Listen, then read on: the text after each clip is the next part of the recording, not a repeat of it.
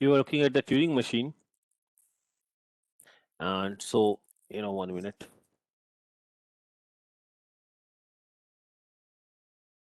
We already talked about finite automata, full turn automata, and now I have shown you how Turing machine accepts a language. Today, first I am going to show you that how you can compute certain functions using Turing machine. Say for example, if I want to add two numbers, how I should do that with Turing machine. So as an example, I think in your assignment, I have given you the task of finding maxima or minima of two numbers using Turing machine, or also you can design a Turing machine for multiplication. All those things are left as an exercise for you. Uh, so let us see how to compute functions.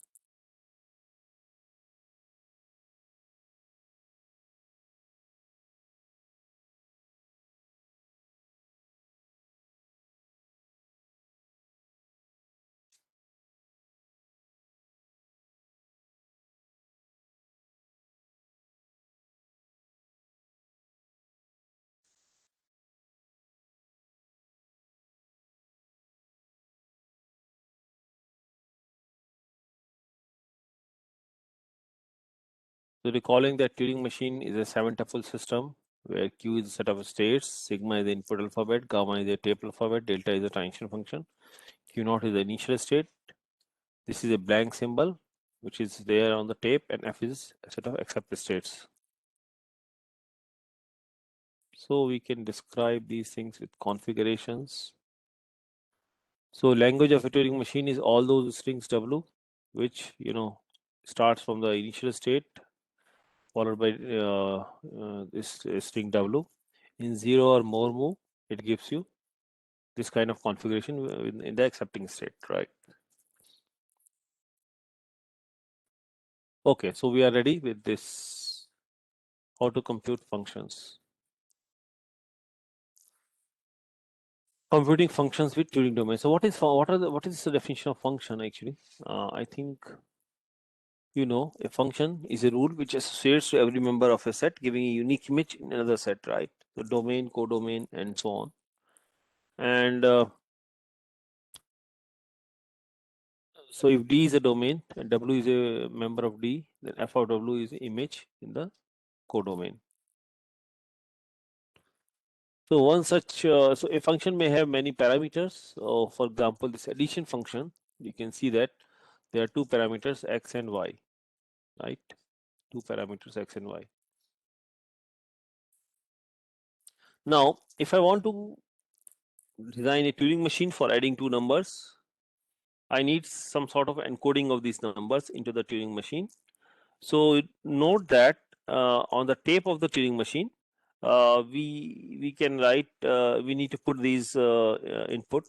So normally we can use decimal encoding, right, or binary encoding. But normally, in the Turing machine, it is preferred to use unary coding. Means pi will be denoted by 1 1 1 1 1 5 times 1. So unary encoding. Okay. So unary representation because it is easy to manipulate with Turing machines. Now a function f is said to be computable if there is a Turing machine M such that there is with initial configuration of this kind, with initial configuration, on the blank symbol we have W as an input, we get a final configuration QF f of W for all W in the domain D.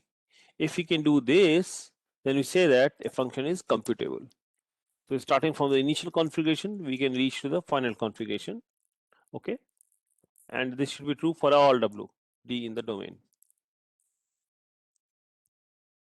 In other words, we can write this in the form of moves, that a function f is computable if there is a Turing machine M such that with initial configuration Q naught W in 0 or more moves, we arrive at final configuration Q of f of W.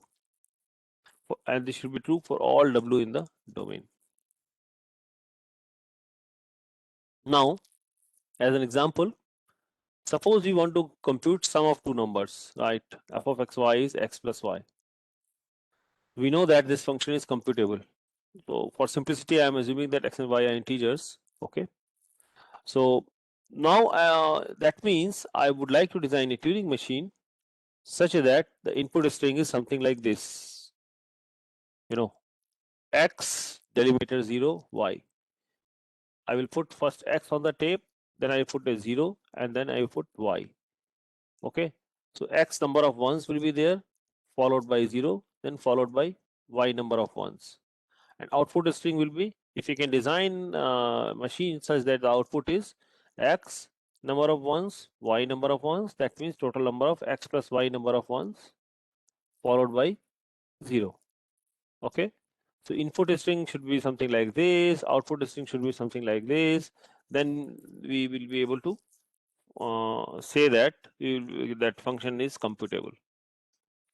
So in terms of pictures, here is a scenario. We start in a Turing machine with the input tape. X number of ones here, you see these are the x number of ones. There is 0 as a delimiter, and then y number of ones are here, right? And then blank symbols here. So input is between the blank symbols, right? This is the initial state. So 0, I have used here 0. You can use some other number also, that is okay. So 0 is the delimiter that separates the two numbers, you know, that this is x, this is y. So final configuration that I want, something like this. Okay, x plus y number of ones followed by 0. So now I have to design rules or the transition functions or that machine such that, you know, from the initial configuration I arrive at the final configuration of x plus y followed by 0. So how do we do this? I should give you the basic idea. So I will start reading the input from here. Okay, from here I read first one, then move right, again read first one, again read the next one, move right, and so on. Keep on reading until you reach up to this place. And then when you read 0, so what I will do, this 0 I will replace with 1, and then I keep on reading again 1 1 1 1 1. Then we read, once we reach at this blank symbol, I will come back and I will replace the last one by 0, because here I have converted 1 0 into 1. So the last one I will convert into 0, and so in that sense we will arrive at this. Okay, and then finally I have to design rules so that the pointer comes back to initial things, you know, qf should come, final state should come here. So that's how we need to design the rules. So let us see how the machine is designed. Okay, so sometimes this 0, you know, is when why we have put 0 here, because this 0 helps when you use the result for other operations. So maybe we want to add another number z, you know, that can come in the next out of it, right? So 0 is helpful there. Okay, so here is the Turing machine for adding two numbers. As I mentioned to you, you see, I started with the start state q0, read 1, move right, read 1, move right, read 1, move right, until you hit first 0, the delimiter. Then you replace that 0 with 1, move right, then you keep on reading 1 1 1, move right until you hit blank symbol. Once you read blank symbol, you move left, right, and then the last one you replace it with 0. Okay, and then you keep moving left left left until you read 1. Finally, when you hit the blank symbol, you move to the final state and accept it. Okay, so the strategy that I told you, that is how we have to design. So there are total number of states are 1 2 3 4 5 states are required, right? And these transition functions are required to design the machine. So let us see an example. Suppose x is 2, y is 2, so x is 1 1, y is 1 1. So here is a configuration on the machine, x and y, and then this is delimiter 0. Final result should come like this. Let us see how the machine works. So you read 1, move right, read 1, move right, and then you read 0. 0, you see, will be changed to 1 from here. You change it to 1, move, read 1, move right, read 1, move right, until you hit the blank symbol. Once you hit the blank symbol here, okay, You blank symbol here, you move left, right? Then you read 1, then change last one into 0. That's what is done by this transition, right? So move it to 0 and then keep moving left, because now I have to make the pointer towards the beginning. Move left until you hit the blank symbol, and when you hit the blank symbol, move right and halt and accept. Okay, so this is the key idea of adding two numbers. So now, as a tea time exercise, I would like to invite you to design a Turing machine for multiplication of two numbers, or maybe division of two numbers. Do all the kind of arithmetic, subtraction of two numbers, taking maxima, all the basic things. You design a Turing machine. Okay, so and all these transition functions can also be captured in the form of a table. Actually, so you should know how to do it in the form of a table. But anyway, so that is nothing but a program. So you have to write a program for this Turing machine which can do the job for you. Any question at this point?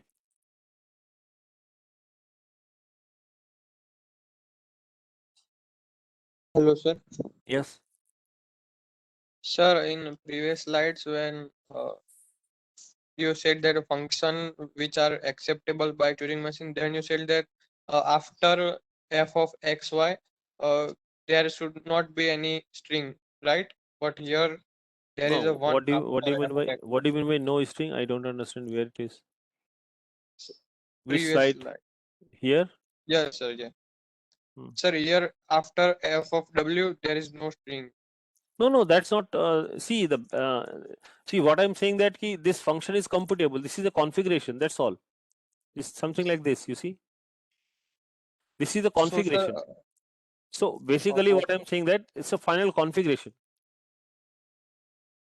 Okay, okay. it's And a final sir, configuration. Yeah. how can we make a table for Turing machine?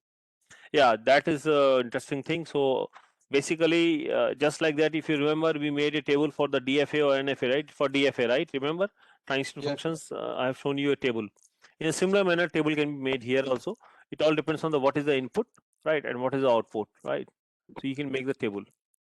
Okay, for all Okay. input, see what happens, and you can write in the form of a table.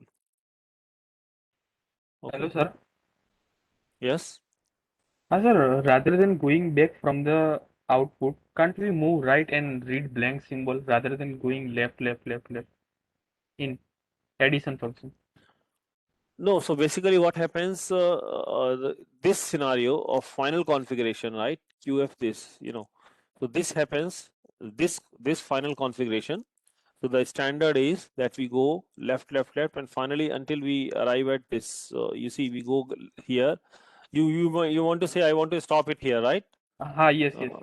yeah. So, but what I'm saying, that no, that is not the convention. Convention is that the computation is completed when you come back to the here. Okay. Okay, so means a Yeah. Turing machine is designed like that. Yes. We define a final state as a first state. Yeah. No. So basically, from where the computation is started, you come back to the same place. Okay. Okay. Hmm. Okay. Yes, sir, got it. Got it. Good.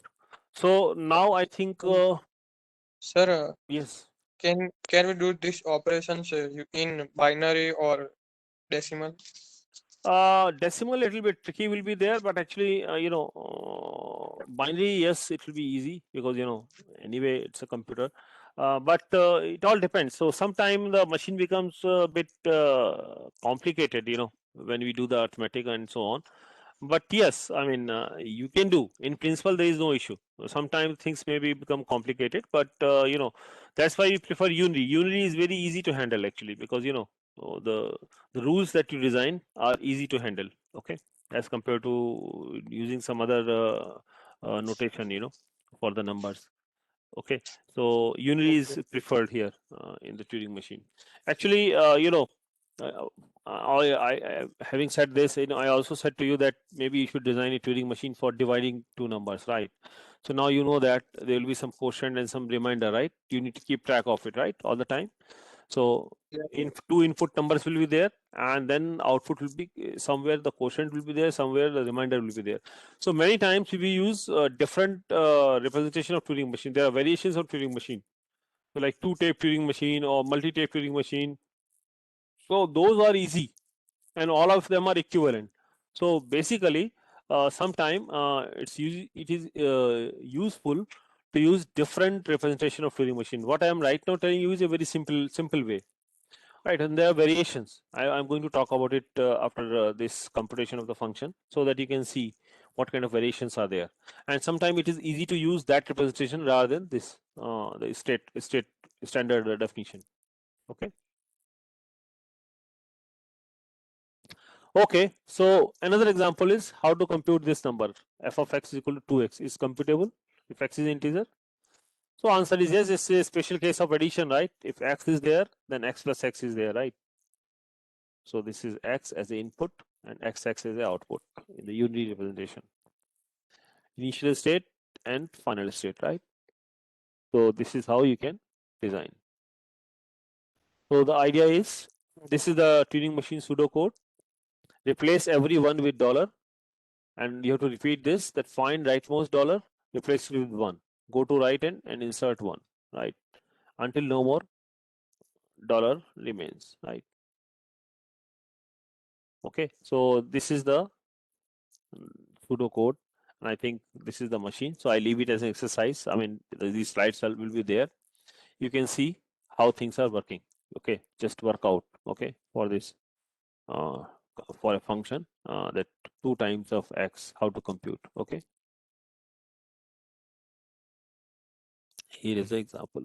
Now we can also compute functions which are a little bit tricky. For example, this function f of x y is equal to 1 if x is greater than y, and 0 if x is less than equal to y. So here, you know, the input is x and y because that's the parameter, right? The domain.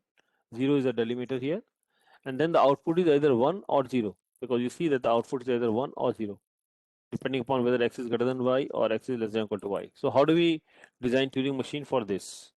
It's not very difficult. So let me show you how to do this.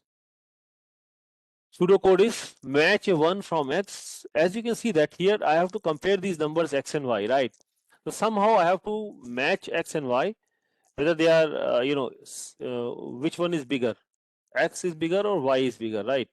Or x and y is same. So that matching we need to do. So basically based on this input x and y, I need to somehow compare it. So what you do, match a 1 from x with a 1 from y until all of x or y is matched. If a 1 from x is not matched, erase the tape and write 1. Okay, that is the case of x greater than y. Else erase the tape and write 0, means x is less than equal to y. Okay, so this is the pseudocode for this function f of x y is equal to 1 if x is greater than y, and 0 if x is less than equal to y. Okay, so this is a general idea. Now we can also sometime, if there are very complicated functions, we can combine certain Turing machines. So for example, I can think of a Turing machine is a black box block diagram. There is some input, there is some output, right? So then if function is something like this, say f of x y is equal to x plus y if x is greater than y, and 0 if it is x less than or equal to y, right? So I can make a Turing machine for comparator, which can compare based on the input x and y. So there could be, so one way will be the adder, which will give you the adder machine, right? And another one will be compare whether x is greater than y or x is less than or equal to y, and then there is the eraser, right, which will do the job of erasing, right? So we can combine these kind of machines. So again, so that way we can simplify. If there are some complicated functions, we can simplify the things for that function. Okay, so I think that's all about computation with the Turing machine. Now let me talk about briefly. I will overview some of the techniques of variation of the Turing machines. Okay. Again, I am using the slides by Professor Bush, so I'm thankful to him for allowing me to use the slides.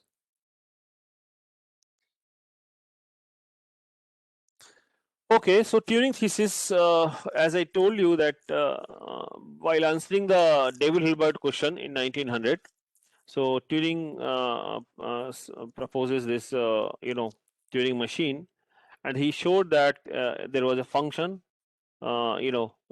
which you cannot solve with the Turing machine. So halting problem was unsolvable. So in fact, what he says that any computation carried out by mechanical means can be performed by a Turing machine. So what is algorithm? An algorithm from problem is a Turing machine which solves the problem. The algorithm describes the steps of the mechanical means. This is easily translated to computation steps of a Turing machine. When we say there exists an algorithm, we mean there exists a Turing machine that executes the algorithm. Okay, this is the general understanding. Okay. Now I am going to talk about certain variations of the Turing machine. I will touch this briefly so that I will give you an idea how these variations are handled. Okay, and I think probably I will leave most of the stuff because these slides are there, and we are not touching very advanced course, but some idea is important because if you want to add, say for example, division, you require this variation of the Turing machine. So the standard model of the Turing machine is there is infinite tape, right? There is infinite tape. There are blank symbols here. Sorry, 1 minute. So there are blank symbols here and here, right? And the input is between the blank symbol. There is a read-write head which can move left or right, and there is a control unit which is deterministic, right? There is a deterministic choice for every input. Now we can actually do some variations here. We can do variations in the tape. We can do variations in the head movement, and even in the control unit. The control unit choices could be non-deterministic as well. So let us see some variations. We have Turing machines with what is known as stay option Turing machine, semi-infinite tape. As you can see that here the tape is infinite on both the directions, right?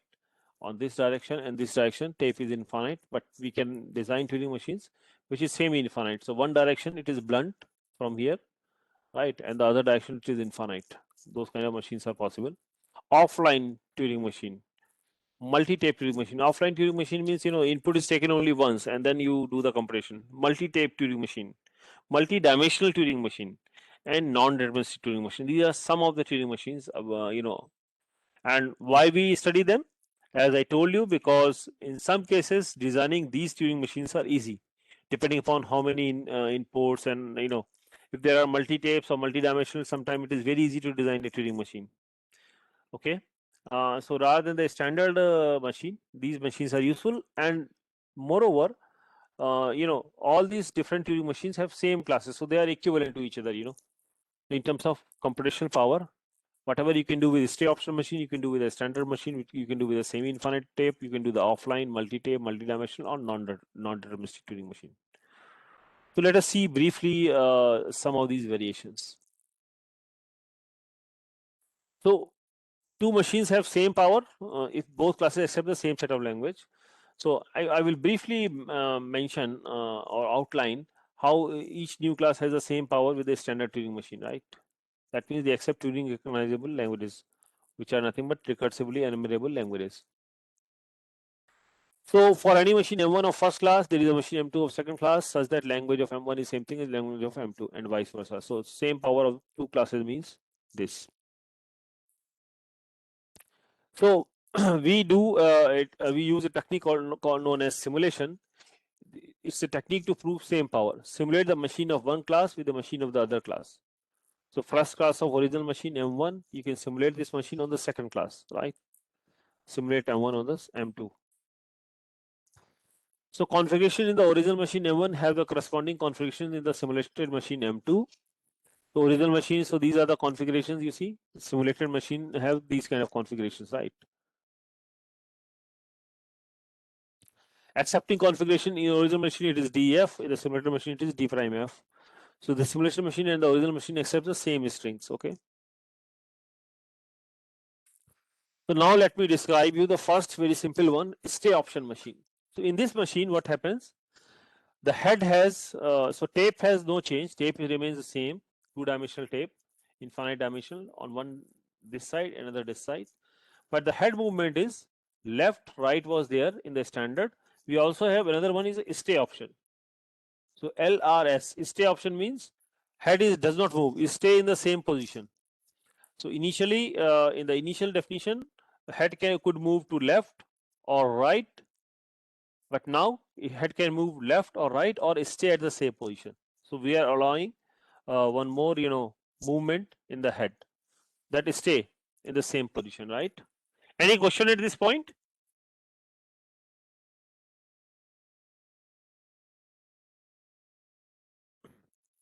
Okay, so let us see. Here is a Q1 and time 2. So replace A with B. As you can see that here A is replaced with this B, and is state changes. Q1 to Q2 state changes, but the pointer remains in the same box, right? B. So this same box here, stay option. So that's why it's a stay option. Head is not moving. Okay. So now one can say that stay option machines have the same power with standard Turing machines. So in other words, we need to show that stay option machines simulate a standard Turing machine, and standard Turing machines simulate stay option machines. How we can do that? So one question is very easy. Stay option machine simulate a standard Turing machine. Any standard Turing machine is also a stay option machine, because stay option machine is much more general thing, right? So any standard Turing machine, because now stay option machine is also allowing the stay of the head, right? So left and right is already there. So any standard Turing machine is also a stay option machine, right? So this is a trivial thing. So a stay option machine simulates a standard Turing machine, no problem. How do we do the reverse? Right? With a standard Turing machine, how we can simulate the standard stay option machine? That is also very simple. Why?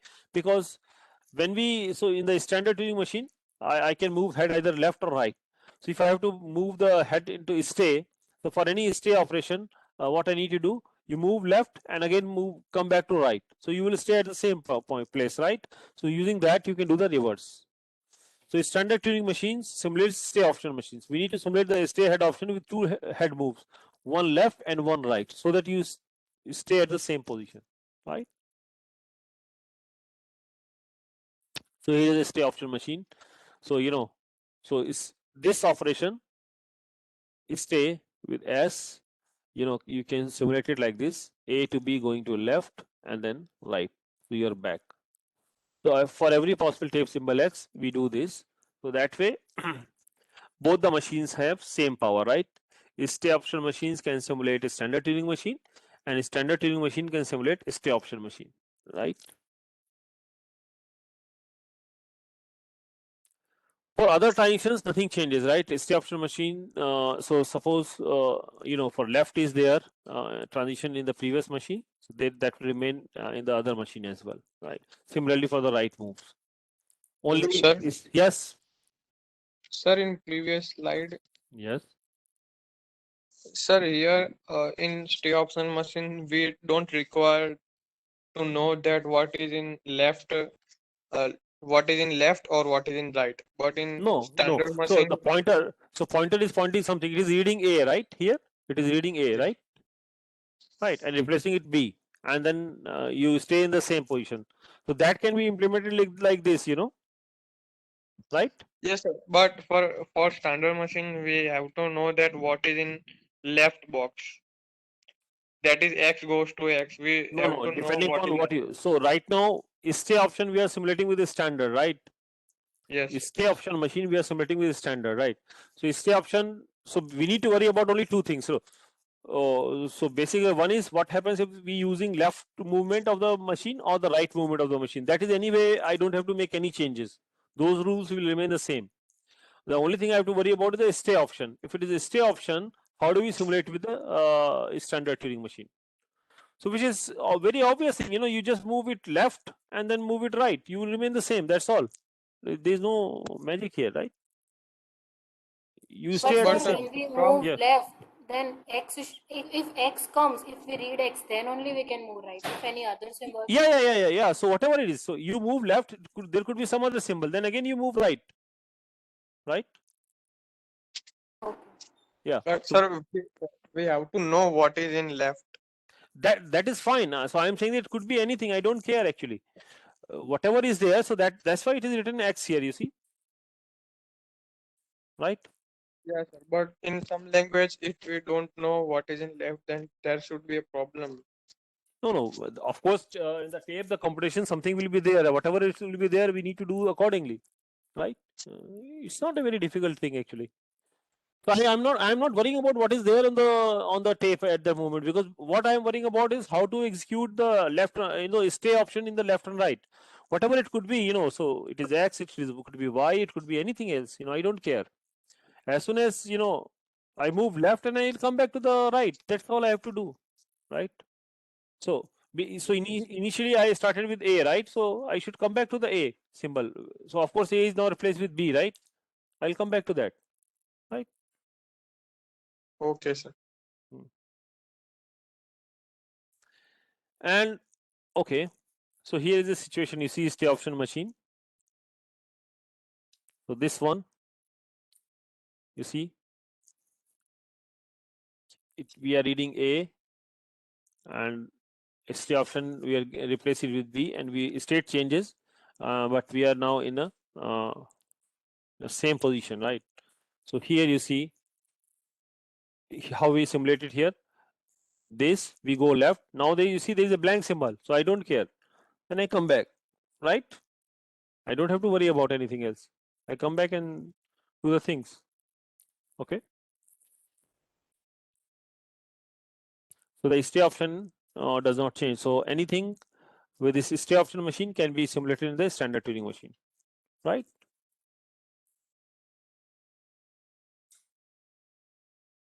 Okay, another one is multiple track machine. So this is a useful trick to perform more complicated simulations. So now initially in the standard machine we have single track. Now we have two tracks, track 1 here and track 2 here. So now our head will read these two things together. Say one head symbol if pointing here, so one symbol will be A comma B. Okay, you do it like this, taking two at a time. So this kind of machine is known as multiple track machine. There are two tracks, one tape, two track. There could be four track, 5 track, 10 tracks, n tracks. I don't care. I mean, you can design the machines for them. So multiple track type. Okay. So track 1, so track 2. So the configuration is something. You are in state Q1. You see, you can state Q1 reading BA, and changing it to CD and move left, right? So this is possible, right? So this is a configuration on multiple track machine. Yeah, the contents on both the tracks will be changed simultaneously. Yeah, so you're reading simultaneously both the things, in the track. Okay, Okay. A and B. Yeah. Okay. Yes. Okay. Sir, Yes. sir, if we input a language, a string in this multiple track machine, then Mhm. all track will have same string initially. No. So it all depends. So basically, you are not going to do for the standard one. You don't use normally multiple track. There are complicated computations for which we use these kind of things. In certain cases where you may have to look at two in some sort of strings. Actually, rather than single string, there may be two symbols you have to look at the same time. In certain computation, that may be possible, and then that's where we use these kind of things. Rather than the standard ones, if there is a single string, so what you will do there, you just use one track, other track will be useless there, right? So Sir, in a single track, we have only one string to read and write. right. But The in multiple track, we have multiple strings. So in multiple track machine, do we have to input multiple strings? Yeah, so the input will be, yeah. So one string is here, for example. See, one string is here, right? One string is this, Yes, and another string is this. But actually, I would say that they don't treat them as a string separately. They are combined, like so symbols are combined here. Okay. So they are linked together. In some computations, it may be possible these are linked. So A, B, C, D, A, C, B, D are linked here. So whenever head is reading, it is not reading individually, right? In this machine, it is reading both the things together. Okay. So this is the key okay, difference sir. in the multiple track. Yeah. But There how are some can we variations. input, There are some variations. some- Huh? how can we input these multiple strings which are interconnected? Multiple. What? Sorry, I couldn't understand what you are asking. How can we input these multiple strings for multiple tracks? So again, I am saying it's not multiple strings. It's actually symbol. So basically, in certain computational problems, it may be possible that you need to give. So, for example, if suppose I want to compute, uh, two variable functions, rather than single variable functions, what will you do then? So two variables, you have to take it simultaneously, right? X is this, Y is this. What will happen to the computation, right? Right. Yeah, yeah. Yes, So sir. then you have to use that. Okay, sir. Okay. So then another one is semi-infinite tape. So head extends infinitely only to the right. You see, normal standard Turing machine, it is two direction, infinite in both the directions. But in case of we do have semi-infinite tape. So one side it is blunt here, it is closed, and other side it's infinite, right? So initial position is the leftmost cell. So I mean this is easy to handle the situation. So suppose I want that the head should not move beyond this point, even if it is a two-dimensional. So I can, if it reads blank symbol, I will keep it right, keep it right, keep it right, so it will stay here. Those kind of things can be done. So when the head moves left from the border, it returns to the same position. We can design the machine in that fashion. So semi-infinite machines have the same power with the standard Turing machines. So standard Turing machines simulate semi-infinite machines, and semi-infinite machines simulate standard Turing machines. How? So standard Turing machines simulate semi-infinite machines. So if the machine is something like this, you see, okay. So what I can do? This is standard Turing machine. I insert a special symbol, this hash here, okay, left of the input string. So now this will be blunt here. From there, it will not go on this side. What you do? I add a self loop to every state, except a state with no outgoing transitions, something like this. So whenever we read this, you move right. You read this, you move right. You read this, you move right. So it will stay here. It will not go beyond this, right? So this is the possible. This modification is possible. So standard Turing machine simulates semi-infinite machine. Okay, and semi-infinite tape, semi-infinite tape machine simulates standard Turing machines. So which is too easy. I mean, squeeze infinity of both directions in one direction. So that is standard. So here is a standard machine. So make a reference point, and then this is a semi-infinite tape machine with two tracks. It becomes this one and this one, right? And then you handle the things. Okay. So standard machine, semi-infinite tape machine, left part, right part. That is. So, sir, this standard. reference part is you have taken. Yes. that way. Yes. Yeah. So basically, I'm saying that you can take anywhere reference point. I can make it here, or I can make it here. So from where I want to squeeze, right? Yes. I can take that point. Any point is fine. Okay. So I think now let me show you the offline machine. Offline machine is there is an input file, read only once. So input file is allowed to read only once, that's all. And then you do everything. So input string appears on the input file only, and then you do the computation on the tape. So control unit input string. So once you are allowed to read the input file, read only once memory kind of thing, and then you do the computation. Offline machine. I think I'll skip this. Something not very important. Now I can talk about multi-tape Turing machine. So now you see the multi-track and multi-tape is different. Multi-track, we need to read the two symbols together. For example, if there are two tracks, here things are different, right? So basically, here the positions might be different. There the position was same. When we were reading a symbol, we were reading the symbols at the same position in two tracks.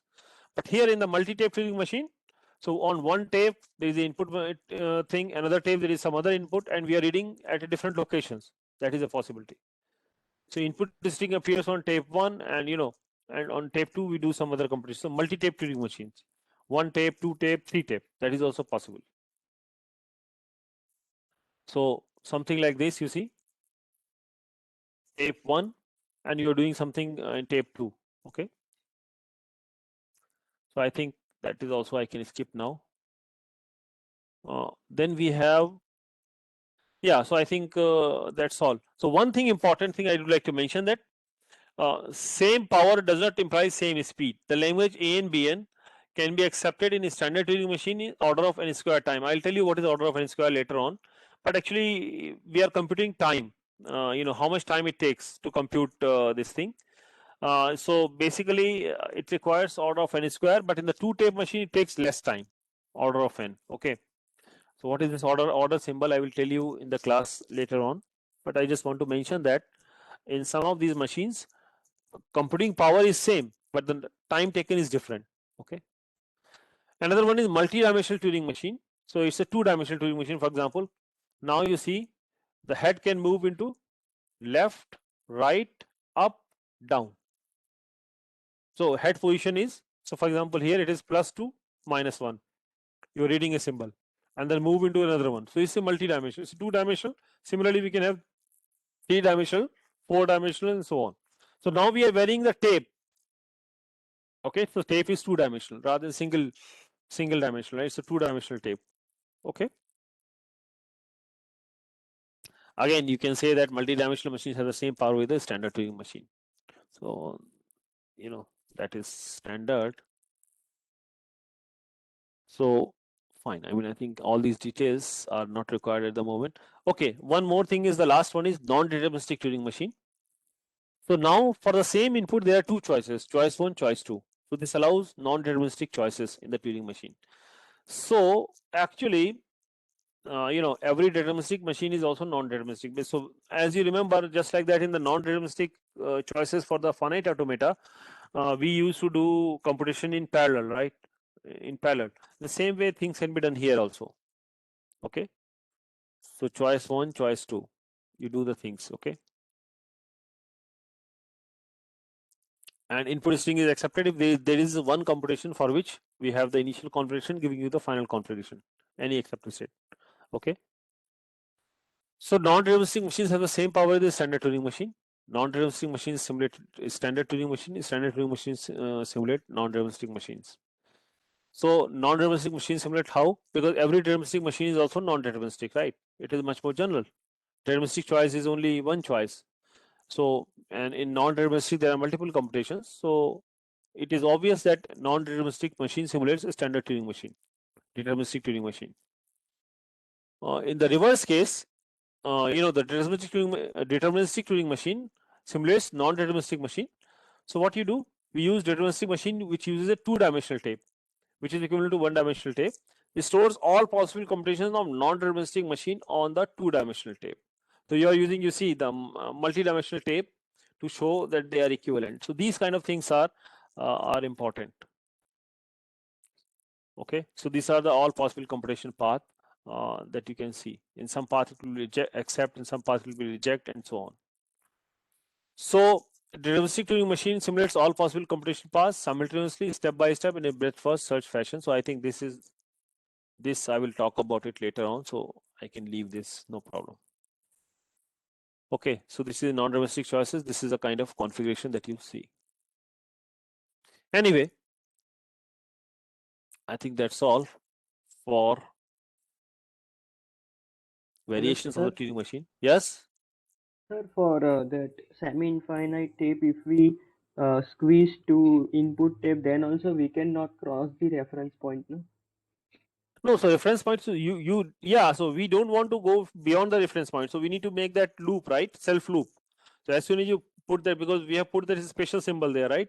As soon as you go there, you move right. You are not allowed to go beyond that, right? Okay. Yeah. Yeah.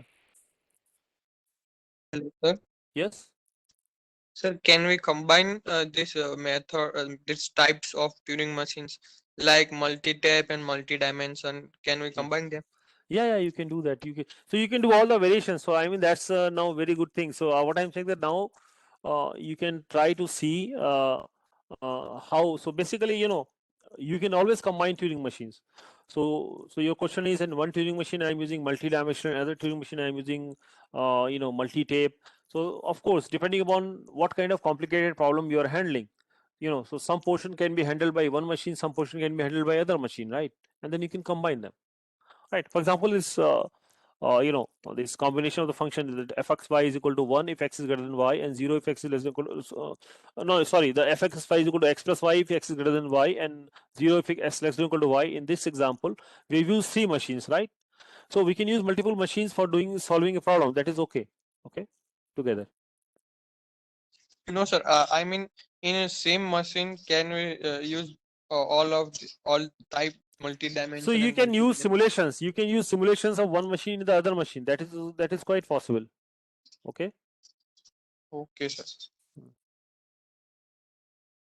Okay. So now I think I'm going to come to something very important.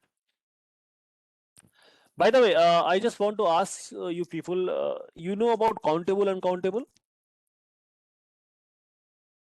In calculus class, have you studied countable set, uncountable set? No,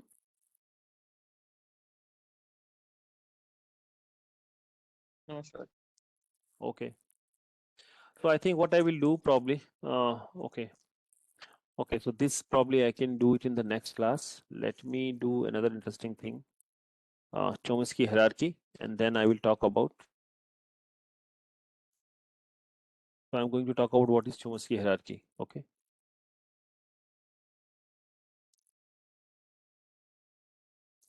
Again, I'm using slides by Professor Bush. So thanks to him for allowing me to use the slides. So now I should talk a little bit about linear bounded automata. So LBA, that third machine. So remember the first machine for any computer science student. This is very important to remember that the summary of computer science is that slide that I have shown you. There are 4 kind of machines, 4 kind of languages, 4 kind of grammars, right? First machine, finite automata. Second machine, so finite automata means DFA or NFA, deterministic finite automata or non-deterministic finite automata. Then second thing is, this push down automata, right? Third is linear bounded automata, and fourth is the Turing machine. Okay. So linear bounded automata same as Turing machine with one difference: the input string tape space is the only tape allowed to use. This is something important. The input string tape space is the only space. So in whatever place you can put the input, only that much tape is allowed. Not always. So this is the input string. This is a linear bounded automata. So working space is this much, where you entered the input string. So there is a left hand marker here, and there is a right hand marker here, right? So all computations you have to design the machine in such a fashion that you are not going beyond this portion in the tape. Okay. So all computation is done between the end markers. Okay. So we define linear bounded automata is non-deterministic, and there is an open problem. Non-deterministic linear bounded automata has the same power as deterministic linear bounded automata or not? This is still open anyway.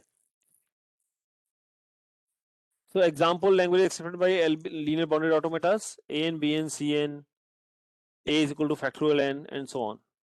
So linear bounded automatas have more power than push down automatas, but less power than the Turing machine, because Turing machine is full flexibility is there. You can use the entire tape in any direction.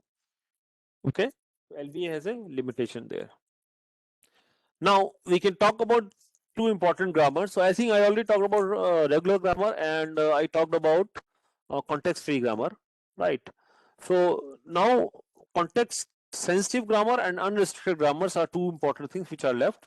Unrestricted grammars, production rules of this form in the grammar: U going to V, where U is a string of variables and terminals on left hand side, strings of variables and terminals, and right hand side strings of variable and terminals. U going to V. These are all production rules of this form. There is no restriction on either side of the production rule. These are known as unrestricted grammar, and they generate recursively enumerable languages, okay, which are accepted by Turing machine. As you can see that on the right hand side there are variables, and on the left hand side also there are variables on either side, left or right, doesn't matter. So there is no restrictions. This is an example of unrestricted grammar. So a language L is Turing acceptable or recursively enumerable if and only if L is generated by an unrestricted grammar. Okay, this is the important thing. So we can talk about the grammar of the Turing machine. Context sensitive grammar. So for the linear bounded automata, so basically production rules are of this form. U going to V. So strings of variables in terminals and strings of variables in terminals with this additional condition that the size of U cannot exceed size of V. So here size of U cannot exceed size of V. Okay, the strings on the left hand side should be less size or less size as compared to the strings on the right side. Okay, so this is a context sensitive grammar. Okay, so you see here the size is on the left hand side, size is either 1 or 2, right, of the strings. On the right hand side, size is 3 or 2, right. So this is less than or equal to the other side, right. So this language is context sensitive. So this language accepted by this grammar is context sensitive grammar. Context sensitive grammar. Okay, CSG. So a language is context sensitive if and only if it is accepted by the linear bounded automata. Okay, so that is all. So this is the Chomsky hierarchy. I talked about, I think, regular languages, context free languages, context sensitive languages. Some of these things I am skipping at the moment, but anyway, I will talk about few things which are non, in the next class, that how there are certain languages which cannot be accepted by the Turing machine as well. So as you saw that Turing machine can Turing machine can accept A and B and C and kind of thing, right? But then there are certain things which cannot be done by the Turing machine as well, so which is known as Turing barrier. Okay, so that's all. If you have any questions, you can ask, or otherwise we can close the session.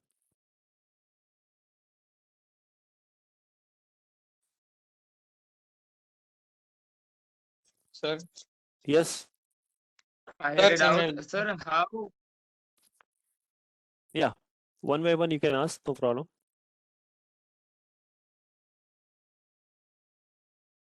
Yes. Sir, how one-dimensional tape is equivalent to two-dimensional tape?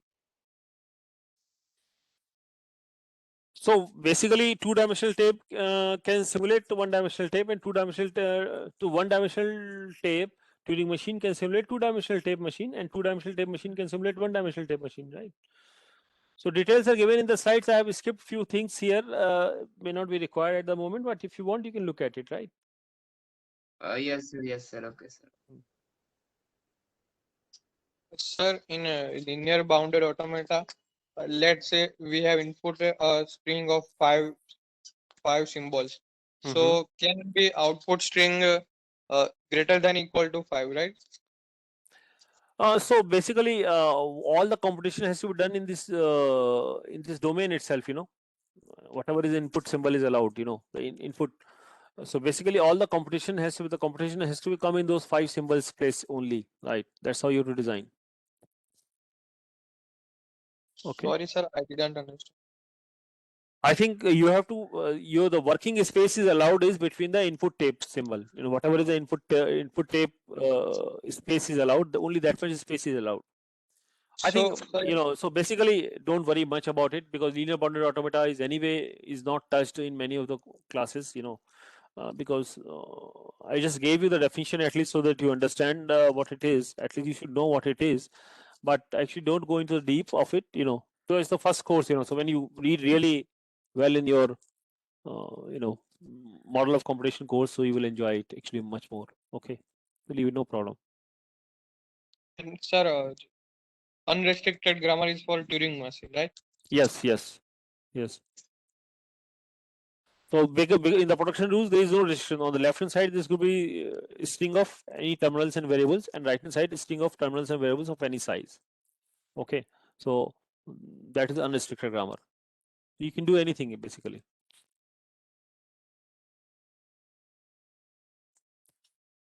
Okay. Yeah, and sir, that linear bounded automata can be represented as PDA with 2 stack or that representation. So that's an interesting question. Do you think that the power is same or the different? I think I leave it up to you to just figure it out and see if you can do this.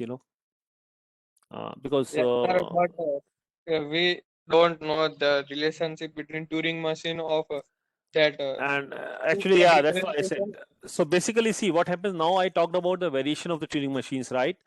So Yeah. you try to see if you can do this, right? Like the push down automata with 2-stack memory.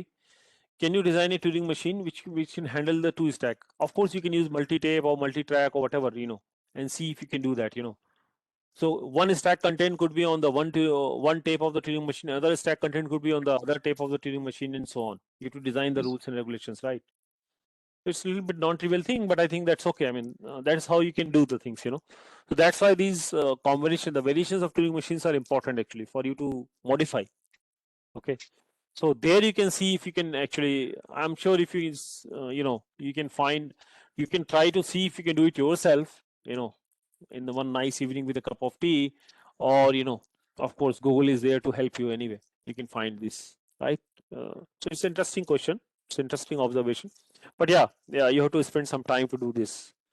Not very straightforward. I mean, you have to work out the details. Okay. But I think before jumping into that kind of problems, I would say that if you go to the assignment 4 and try to solve assignment 4, you will have some good understanding of the Turing machine, and then you can try to do the other things. I would say that the first you try to see how you can divide two numbers using Turing machines.